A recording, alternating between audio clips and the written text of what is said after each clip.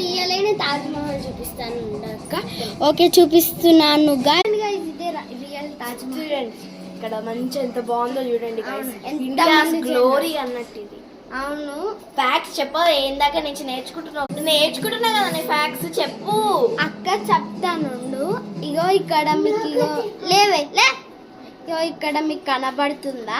First అక్కడ ఏముంటుందంటే అటు లోపలికి వెళ్తే అక్కడ ఎవ్వరిని పంపించరు. ఎందుకంటే అక్కడ ఏమవుతుంది అంటే ఒక కన్స్ట్రక్షన్ అవుతుందంట.